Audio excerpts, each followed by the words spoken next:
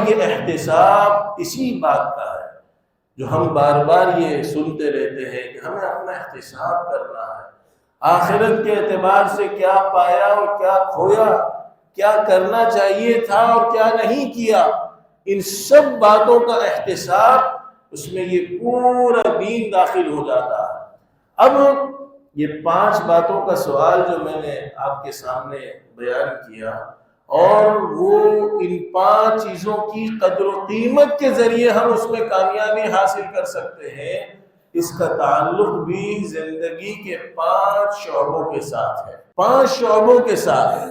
صرف اس میں نمازیں پڑھ لینا نہیں ہے کہ بس ہم نے نماز پڑھ لی ہماری زندگی کی قدر و قیمت ہو گئی، ہم نے سال میں ایک عمرہ کر لیا، حج کر لیا، کافی ہے نہیں۔ سب سے پہلے اپنے عقائد پر کتنی محنت کی، یہ ہمارا احتساب ہمیں کرنا ہے کہ میرا اللہ سے تعلق 1 سال کا عرصہ گزرا، میرا عقیدہ کتنا مضبوط ہوا، میں اپنے ایمان کو میں نے کتنا خوبصورت کیا، اللہ سے تعلق میں میرا کتنا اضافہ ہوا۔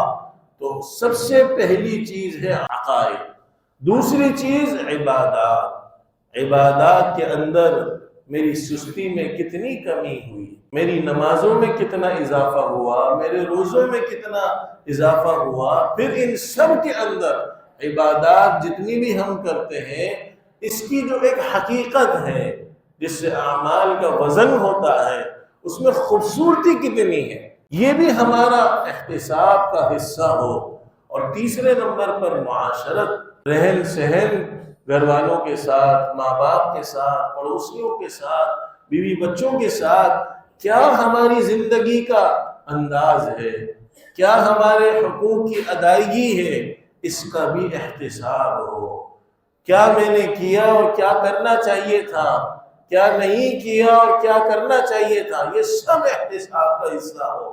اور چوتھے نمبر پر معاملات، کاروباری لین دین، اپنا احتساب اس چیز کے اندر بھی ہو کہ کاروباری لین دین کے اندر میں نے کتنی اپنی جوانی کو قیمتی بنایا، فراغت کو قیمتی بنایا، اپنے مال کو قیمتی بنایا، اپنی زندگی کو۔ کاروباری لین دین میں بھی ان 5 چیزوں کی قیمت سے تعلق ہے، اس میں جھوٹ نہ ہو، اس میں دھوکہ نہ ہو، اس میں خیانت نہ ہو، اس میں کام چوری نہ ہو، اس میں عیوب کے ساتھ مال کو بیچنا نہ ہو، اس میں وعدہ خلافی نہ ہو۔